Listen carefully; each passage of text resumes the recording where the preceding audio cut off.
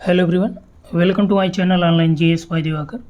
इस वीडियो में हम लोग आरपीएससी फर्स्ट ग्रेड ज्योग्राफी का पेपर सॉल्व करेंगे, जिसमें आप लोगों ने 2 पार्ट देख लिया था पहले ही, और ये पेपर आपका 2013 का है। ठीक, इसमें हम लोग 64 से लेके 90 प्रश्नों तक यहाँ पे सॉल्व किया जाएगा। टोटल इसमें देखिए जो ज्योग्राफी का प्रश्न आया है वो 120 है। ठीक, और पहले ही आप लोगों को इसका हिंदी में सिलेबस अपडेट कर दिया गया है, और आप लोगों का जो बैच 15 मई से चल रहा है तो वो स्टार्ट हो चुका है। उसके 2 ग्रुप बना दिए गए हैं। यदि आप ज्वाइन होना चाहते हैं तो इस नंबर पे आप व्हाट्सअप करके कंप्लीट डिटेल प्राप्त कर सकते हैं। सोमवार से जो पेड ग्रुप है उसकी कक्षाएं रेगुलर चलने लगेंगी, जिसमें हम लोग टॉपिक वाइज आपको PDF वीडियो प्रोवाइड कराया जा रहा है। साथ ही साथ प्रतिदिन उस टॉपिक से रिलेटेड आपको क्वेश्चन वहाँ पे कराए जा रहे हैं। और अब तक जो आप लोगों का उस पर चाहे प्रीवियस ईयर में पूछे गए हों या जो नए नए प्रश्न बन सकते थे, सभी प्रश्नों को हम लोगों ने डिस्कस किया है। तो चलिए यहाँ से स्टार्ट करते हैं इसके आगे से। और यहाँ पे हम लोग नेट का भी बैच स्टार्ट किया। आज चूँकि नेट की लास्ट डेट है तो आप लोग कोशिश कर लीजिए फॉर्म भरने की। हालांकि साइट जो है कल से ही नहीं चल रही है, तो देखिए संभावना है कि डेट बढ़ जाए। जैसा भी होगा आप लोगों को सूचित कर दिया जाएगा यदि कोई अपडेट आता है तो NTA की तरफ से। और यदि आपका काफ़ी ज़्यादा लोगों का इस तरह से है तो आप लोग कोशिश ये करिए कि NTA को मेल करिए और अपना डिटेल भेजिए। जैसे एक पार्ट कई लोगों का फिल हुआ है और फाइनल पेमेंट नहीं हुआ तो उसका भी आप क्या करिए, स्क्रीनशॉट लेके NTA को मेल करिए, जिससे ये आप लोगों की समस्याओं का समाधान पे वो कोशिश करेंगे। देखिए क्या होता है आगे, तो आप लोग अपनी तरफ से अपने कार्य को करिए। चलिए हम लोग यहाँ पे आते हैं राजस्थान फर्स्ट ग्रेड का। और राजस्थान फर्स्ट ग्रेड के लिए पूरा यहाँ पे देखिए हम लोगों ने अब तक 63 प्रश्नों को देखा। तो जो भी यहाँ पे देखेंगे हम लोग थोड़ा सा डिटेल करके देखेंगे। पहला प्रश्न हमारे पास है कि प्रवाल के हिमनद नियंत्रण सिद्धांत। ठीक, हिमनद नियंत्रण सिद्धांत का प्रतिपादन किसने किया है? इसमें विकल्प ए है डेली, बी है डार्विन, मुरे यानी मरे, डेविस। तो इसमें देखिए जो आपका राइट आंसर है ये डेली का है, हिमनद नियंत्रण सिद्धांत। अब आप लोग कमेंट करके बताएंगे डार्विन और डेविस, ठीक, मरे, इनका कौन सा सिद्धांत है? ये हमने आपको पढ़ाया भी है। ठीक, और टोटल कंप्लीट ही कराया जा चुका है। जो नेट बैच वाले हैं उसमें भी हो चुका है, PGT में भी कराया जा चुका है। चलिए दूसरा प्रश्न, यहीं से एक साथ 2 प्रश्न देखते चल रहे हैं कि मानव की प्रजातियों के वितरण में जोन स्टेटा थ्योरी, जिसे कटिबंध स्तर सिद्धांत भी कहते हैं, हटिंगटन है, टेलर है, सावर है या टिवार था, किसने दिया है? तो ये टेलर महोदय ने दिया है। अब देखिए इस पे कई तरह के प्रश्न आते हैं। कटिबंध स्तर सिद्धांत में उन्होंने क्या क्या चीज़ें बताई हैं। डीप तो नहीं प्रश्न पूछे गए हैं अब तक, लेकिन नॉर्मली कौन सिद्धांत है, क्या है, कैसे, किसने दिया। और जो नेट में आपका पेपर में प्रश्न आया था कि टेलर ने कितने प्रजातियों का वर्गीकरण अपने सिद्धांत में किया था, यानी कितने प्रकार की प्रजातियां बताई थी। तो वैसे हैं 7, लेकिन आपके नेट के जो क्वेश्चंस थे उसमें 5 विकल्प था, 6 था, 3 4 भी थे, लेकिन 7 नहीं था, जबकि होना चाहिए था 7, तो जबकि ऑफिशियल में माना था 5। तो इसलिए आप ये भी ध्यान रखिए यदि विकल्प में कहीं आपसे पूछ दे कि टेलर ने मानव प्रजातियों का वर्गीकरण कितने भागों में किया, और आपके पास विकल्प 7 अगर अवेलेबल है तो आप 7 लगाइए। यदि 7 नहीं दिया है, 5 है, 6 है, 4 है, 3 है, तो आप 5 लगाइएगा। ठीक,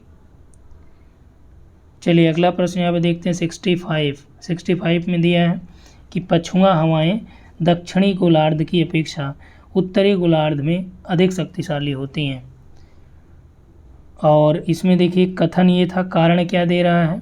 तो कारण ये दे रहा है कि उत्तरी गोलार्ध में दक्षिणी गोलार्ध की अपेक्षा अधिक स्थलीय क्षेत्र हैं। तो देखिए उत्तरी गोलार्ध में दक्षिणी गोलार्ध की अपेक्षा अधिक स्थलीय क्षेत्र हैं, आप जानते हैं। पछुआ हवाएं दक्षिणी गोलार्ध की अपेक्षा उत्तरी गोलार्ध में अधिक शक्तिशाली होती हैं, तो ये गलत है। उत्तरी गोलार्ध में कम शक्तिशाली होती हैं। कारण ये है कि उत्तरी गोलार्ध में अधिक स्थलीय भाग है, जिसकी वजह से उनमें क्या होता है, रुकावट पैदा हो जाता है। और इसलिए दक्षिणी गोलार्ध में जबकि क्या होता है कि समुद्र, जैसे आपका आप गरजती साठा, चीखता साठा और पचासा, चालीसा तो आपने सुना ही होगा। तो चालीसा, पचासा और जो साठा है ये सभी क्या है, दक्षिणी गोलार्ध में, और ये किस में आते हैं? पछुआ पवनों का ही क्षेत्र ये है। ठीक, तो इसलिए पहला तो कथन आपका गलत हो जाता है, दूसरा आपका ये कारण सही है। तो इस आधार पे हमारे पास जो उत्तर हो जाएगा वो A असत्य है, लेकिन R आपका सत्य है। ठीक, अगला प्रश्न देखिए, यहाँ पे दिया है कि जनसंख्या स्थानांतरण का कौन सा एक आर्थिक कारण नहीं है। ठीक, तो आर्थिक कारण नहीं, आर्थिक कारणों में देखिए आपका बेरोजगारी हो गया आर्थिक कारण। ठीक, इसमें नहीं दिया है, तो नहीं दिया है तो हम लोग क्या करेंगे, हाँ वाला छांट लेंगे तो नहीं अपने आप पता चल जाएगा। भूमि संसाधनों पर अत्यधिक दबाव भी क्या है, आर्थिक कारण है। आर्थिक गरीबी भी आर्थिक कारण है। यहाँ देखिए जनाधिक्य, जनाधिक्य यानी जनसंख्या की अधिकता। तो जनसंख्या की अधिकता होने पे कब लोग स्थानांतरण होंगे, जब उनके जीविका का पूरी तरह से निर्वहन वहाँ पे नहीं हो पाएगा। तो इसलिए यहाँ पे भी आप लगाएंगे क्या, आर्थिक कारण। तो यानी कि इस आधार पे देखिए कुछ प्रश्न जो आपका आरपीएससी है उसने खुद यहाँ पे 2013 के कुछ प्रश्नों को इन्होंने एलिमिनेट कर दिया, हटा दिया था। ठीक, तो इसको भी इन्होंने हटाया था, कारण ये था क्योंकि ये चारों विकल्प आपका आर्थिक कारणों से रिलेटेड हो जाते हैं। ठीक, जो यदि आप बहुत माइन्यूट लेवल पे बात करेंगे तो जनाधिक्य एक हद तक आप मान सकते हैं कि आर्थिक कारणों में नहीं आता है, लेकिन यदि इसका अप्रत्यक्ष रूप देखेंगे तो ये आर्थिक कारणों पे ही डिपेंड होता है। क्लियर। चलिए अगला प्रश्न यहाँ पे है कि 66 नंबर हम लोग देखते हैं, फाउंडेशन ऑफ ह्यूमन ज्योग्राफी के लेखक कौन है। तो फाउंडेशन ऑफ ह्यूमन ज्योग्राफी में देखिए टेलर हैं, ब्लाहम्स हैं, कार्ल सावर हैं और जीन ब्रोन्स हैं। अब देखिए ये भी आपका आयोग ने हटा दिया था। और ये फाउंडेशन ऑफ ह्यूमन ज्योग्राफी के लेखक कौन है ये आप लोग बताएंगे। एक्चुअली इसका एग्जैक्ट जो है ये बुक के बारे में जानकारी नहीं है, ना तो हमें पता है। यदि आप लोगों को कोई जानकारी हो तो निश्चित तौर पे आप कमेंट करके बताएं। ठीक, और कुछ चीज़ें ये होती हैं, देखिए जो चीज़ें नहीं आएंगी वो चीज़ें आपको स्पष्ट बता दिया जाएगा कि यहाँ पे ये चीज़ें इशू हैं, आपको गलत चीज़ें या गलत इन्फॉर्मेशन नहीं दिया जाएगा। ठीक, तो क्योंकि कोई भी मनुष्य संपूर्ण नहीं है, चाहे वो किसी भी विषय का या किसी भी क्षेत्र से संबंधित हो, तो गलतियाँ या कमियाँ सब में होती हैं। अगला देखिए, संभववाद शब्द का प्रयोग सर्वप्रथम किसने किया। फेवरे हैं, ब्लांस हैं, ब्रुन्स हैं और कार्ल सावर हैं। तो देखिए जो संभववाद शब्द था वो किसने दिया है, फेवरे महोदय ने दिया था।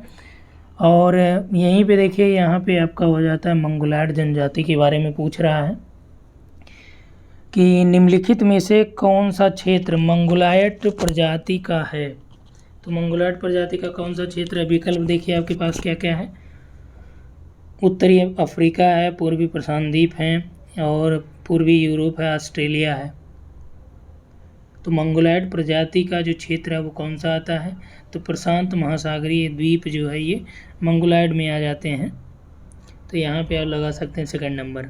अगला देखिए, यूरोप के शंक्वाकार वन क्या कहलाते हैं। तो ये यूरोप के जो शंक्वाकार वन हैं ये टैगा वन कहलाते हैं। और यहाँ पर देखिए संभववाद शब्द का प्रयोग फेवरे ने किया, जबकि इस सिद्धांत का जो विकास था वो ब्लांस महोदय ने किया था। और इसके बाद देखिए अगला है 68 में, देखिए नियतिवादी चिंतन का पहला विचारक कौन था। तो नियतिवादी जो चिंतक है इसका पहला विचारक थेल्स, स्ट्रेबो, हिकैटियस और इराटोस्थनीज हैं। तो इसमें देखिए आपका जो पहला विचारक था इसका वो है स्ट्रेबो महोदय। उसके बाद देखिए दिया है कि निम्नलिखित में से कौन सा सुमेलित नहीं है, यानी सही सुमेलित नहीं है। तो बोमेन जो है ये संभववाद से रिलेटेड हैं, तो ये सही है। बोमेन ये आपका अमेरिकन जोग्राफर हैं, ईसा बोमेन। ठीक, तो कई बार आपसे पूछे जाते हैं कि निम्न में से कौन सा संभववादी लेखक नहीं है। अब इसलिए ये पूछा जाता है, विकल्प में बोमेन आपका देगा। कारण क्या होता है, क्योंकि जो मैक्सिमम संभववादी लेखक हैं वो क्या हैं, फ्रांसीसी हैं, जबकि ईसा बोमेन जो है ये संभववादी हैं लेकिन अमेरिकी हैं। ठीक, तो इसलिए यहाँ पे ये दे देता है। हमबोल्ड पर्यावरणवाद से संबंधित हैं, तो ये आपका सही है। डिमांजिया नियतिवाद से हैं, तो ये आपका रॉन्ग है। और जी टेलर जो है नवनियतिवाद से हैं, ये आपका सही है।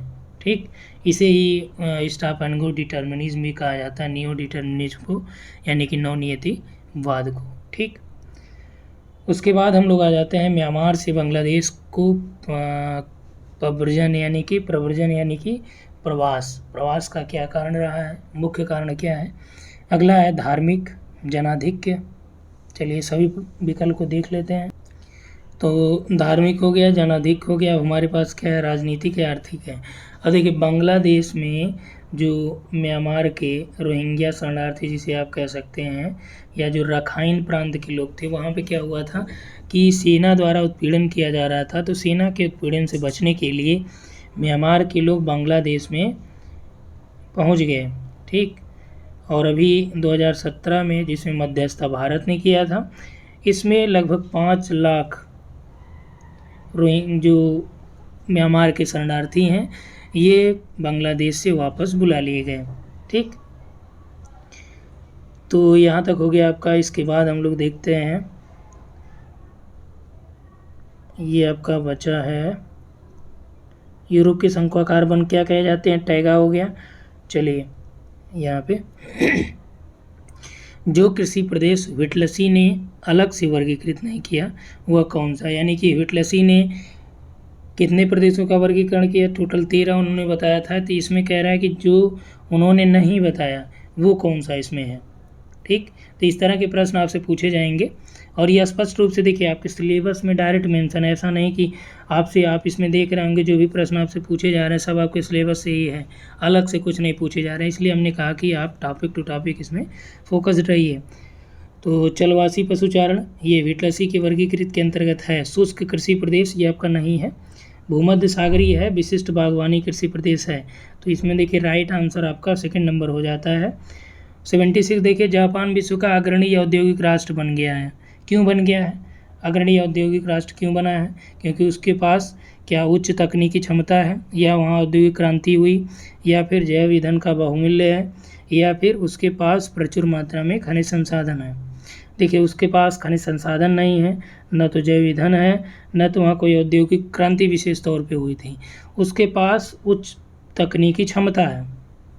इसीलिए आप जानते हैं कि भारत के पारादीप और विशाखापत्तनम से, चाहे बैलाडीला के लौह अयस्क की खाने से लौह इस्पात या लोहा हो गया, तो लोहा क्या करता है, ये खरीदता है पारादीप और विशाखापत्तनम से। कौन? जापान। वो अपने यहाँ ले जाके क्या करता है, उसको लौह इस्पात या स्टील बनाता है, स्टील बना के वो बेचता है। ठीक, और इसीलिए स्टील में बहुत अग्रणी देश है ये स्टील उत्पादन में। उसके बाद देखिए 77 नंबर दिया कि कौन सा सही सुमेलित नहीं है। तो यहाँ पे देखिए औद्योगिक क्षेत्रों का नाम दिया गया है। ये सारे औद्योगिक क्षेत्र आपको जो है जो पेड बैच है उसमें कराए भी जाएंगे अलग अलग। जैसे आपके अमेरिका के कौन से इंडस्ट्रियल एरियाज़ हैं, यूरोप के हो गया, इंडिया के हो गया, जो औद्योगिक घराने हैं उसकी भी बात हम लोग करेंगे, औद्योगिक प्रदेशों की बात करेंगे। न्यू इंग्लैंड औद्योगिक प्रदेश आपका संयुक्त राज्य अमेरिका का है, तो ये आपका सही है। न्यू इंग्लैंड औद्योगिक प्रदेश यूएसए का है। राइन औद्योगिक प्रदेश फ्रांस का है। यॉर्कशायर औद्योगिक प्रदेश ग्रेट ब्रिटेन का है। नागोया जापान का है। ठीक, तो यहाँ पे राइन जो है ये आपका जो दिया गया है इसमें राइन नदी तो फ्रांस में है। राइन औद्योगिक प्रदेश ये आपका देखिए 2 नंबर यहाँ पे आपका रैंक हो जाता है। इसमें जो आपका राइन औद्योगिक प्रदेश है ये स्पेशली राइन और रूर करके है, जो वेस्टर्न जर्मनी का पार्ट हो जाता है। ठीक, तो इसलिए इसमें सेकंड नंबर हो जाएगा। राइन इंडस्ट्रियल जो एरिया है ये आपका रंग इसमें यानी कि सही सम्मिलित नहीं, जबकि नगोया जापान का है, यॉर्कशायर ग्रेट ब्रिटेन का है, न्यू इंग्लैंड आप जानते ही हैं कि यूएसए का है। चलिए नेक्स्ट यहाँ पे 82 देख लेते हैं। कार्ल सावर ने भूगोल की किस शाखा में अपना महत्वपूर्ण योगदान दिया? समुद्र विज्ञान है, सांस्कृतिक भूगोल है, राजनैतिक है, भूआकृतिक है। तो इन्होंने कल्चरल ज्योग्राफी में किसने? कार्ल सावर ने अपना महत्वपूर्ण योगदान दिया है। और उसके बाद देखिए यहाँ पे आपका जो नेक्स्ट क्वेश्चन है कि कॉस्मॉस कितने खंडों में प्रकाशित हुई थी 83 में? तो कॉस्मॉस टोटल 5 पार्ट में प्रकाशित हुई थी, जो आपका हम्बोल्ट का है। और इसमें देखिए सम्मिलित करना है, चूकी कमाटा है, किरकू है, नसूता है और इताबिरा है। ठीक, इसको सम्मिलित करना है तो चूकी कमाटा तांबे की खाने हैं। अब क्या करेंगे, आपका ये काम है कि आप एक एक का किस देश में ये खाने स्थित हैं उसको आप बताएंगे। ठीक, चूकी कमाटा तांबा से रिलेटेड है, और किरकू का आपका खनिज तेल से संबंधित है, और नसूता मैग्नीज से है, इताबिरा जो है ये लौह अयस्क की खाने हैं। ठीक, तो इस आधार पर सम्मिलित करें तो चूकी कमाटा तांबा यानी कि ए का थर्ड, उसके बाद बी का 2, ए का थर्ड, बी का 2, थर्ड नंबर ऑप्शन देखिए ये राइट है। उसके बाद देखिए यहाँ पे दिया है कि ब्लैक कंट्री के नाम से विख्यात औद्योगिक प्रदेश कहाँ पे है।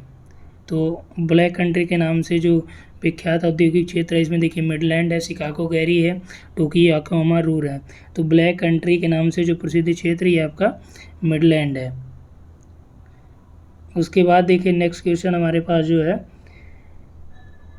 इसमें 79 देखिए, सूची 1 और 2 को आपको मिलान करना। ये बहुत ही आसान प्रश्न है, बहुत फेमस भी है। पिट्सबर्ग है, डेट्रॉयट है, हैम्बर्ग है, ओसाका। इसका दिया कि कहाँ पे ये किससे रिलेटेड है, क्यों प्रसिद्ध है।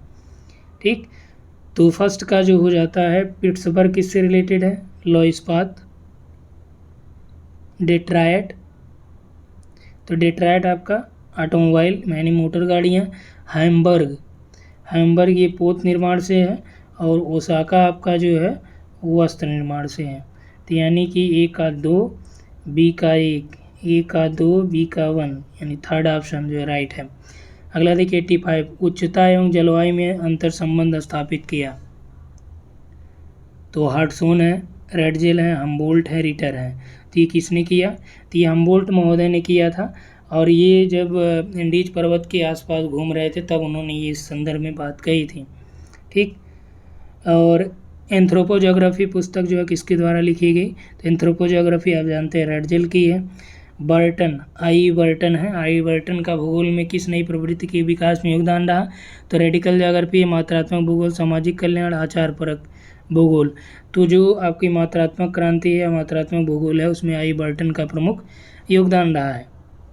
और अन्य भूगोल जैसे रेडिकल ज्योग्राफी होगा, सामाजिक कल्याण भूगोल है, आचरण परक भूगोल है, तो इसको आप बताएंगे कमेंट में। ठीक, चलिए और चीज़ें हम लोग कंप्लीट जो कोर्स चल रहा है उसमें कंप्लीट देखा जाएगा। उसमें आपको एक एक करके सभी का एक्सप्लेनेशन भी अवेलेबल कराया जाएगा। कौन सा एक विश्व का कृषि प्रदेश नहीं है, चाहे व्यापारिक अन्न उत्पादन प्रदेश है, बागाती कृषि है, सघन निर्वाह कृषि है, या सिंचित सघन कृषि प्रदेश है। तो कह रहा कौन सा एक कृषि प्रदेश नहीं है जो विश्व से संबंधित है, कृषि प्रदेश वो नहीं है। तो यहाँ पे देखिए सिंचित सघन कृषि प्रदेश ये विश्व का कृषि प्रदेशों के अंतर्गत नहीं आएगा, जबकि व्यापारिक प्रदेश है, बागाती कृषि है, आप जानते हैं, सघन जीवन निर्वाह कृषि है। ठीक, नेक्स्ट क्वेश्चन जो यहाँ पे दिया गया है कि भूगोल एक संश्लेषणात्मक विज्ञान है, यह किसके द्वारा प्रदर्शित किया गया है, तो एकरमैन है, पीटर हैगेट हैं, और थर्ड ऑप्शन जो है ये आपका डेविड हार्वे हैं। ठीक, और फोर्थ में आपका हार्टसोन है। तो भूगोल को जो है संश्लेषणात्मक या संश्लेषण विज्ञान के रूप में किसने प्रस्तुत किया, तो आप जानते हैं किसने किया है, पीटर हैगेट महोदय ने भूगोल को एक संश्लेषण विज्ञान के रूप में प्रस्तुत किया, परिभाषित किया। ठीक, अगला प्रश्न यहाँ पर देखिए 88 नंबर का है। तो 88 में दिया गया है यहाँ पे आपका कि वृत्त को सर्वप्रथम किसने 360 डिग्री में विभक्त किया, एनेक्सिमेंडर है, हिप्पार्कस है, पोसिडोनियस मेला है, और हेरोडोटस हैं। तो किसके द्वारा ये किया गया, तो हिप्पार्कस ने 360 डिग्री में ये विभक्त किया था। उसके बाद देखिए राज्य भूमि से जुड़ी एक जैविक इकाई, ये विचार किस विद्वान ने दिया है, तो यह विचार किसने दिया है, राज्य एक जीव के रूप में ये रेडजेल ने दिया है। ठीक, भूदृश्य आकारकी की संकल्पना किसके द्वारा दी गई है, भूदृश्य आकारकी, यानी कि लैंडफॉर्म की बात कर रहा है। ठीक, तो यहाँ पे आपका दिया गया है हार्टसोन है, कार्ल टावर हैं, और ये लास्ट प्रश्न है इसका। और इसके बाद यहाँ पे देखिए आपका जो दिया गया है ये हटिंगटन है और हम्बोल्ट है। तो 90 नंबर में देखिए भूदृश्य आकारकी की जो संकल्पना किसके द्वारा दी गई है, ये लैंडस्केप की बात कौन करता है, कार्ल टावर करते हैं। चाहे वो कल्चरल लैंडस्केप है, जिसमें कल्चरल लैंडस्केप में उन्होंने ये बताया कार्ल टावर ने कि मानव के द्वारा निर्मित कोई भी भूदृश्य, चाहे आप मकान बना रहे हैं, शहर बसा रहे हैं, सड़क बना रहे हैं, ये क्या है, मानव के द्वारा निर्मित ये एक प्रकार का लैंडस्केप है। ठीक, यानी कि भूदृश्य आकार की है। तो इन्होंने सांस्कृतिक भूदृश्य आकार की मानव के द्वारा निर्मित भूदृश्यों को कहा था। ठीक, आगे हम लोग नेक्स्ट पार्ट में देखेंगे जिसमें 30 प्रश्नों को देखेंगे और वो लास्ट पार्ट होगा। फिर इसके बाद 2015 का सॉल्व करेंगे, फिर 2018 का सॉल्व करेंगे। ठीक, तो इस वीडियो में इतना ही। Thanks for watching. यदि आप ग्रुप से जुड़ना चाह रहे हैं तो मंडे से देखिए प्रॉपर क्लास चलेगी, तो आप वहाँ पे ज्वाइन हो सकते हैं और डेमो वीडियो PDF सारा चीज़ आपको इसे व्हाट्सअप कर दीजिए, वहाँ आपको उपलब्ध करा दिया जाएगा। ठीक, थैंक्स फॉर वॉचिंग।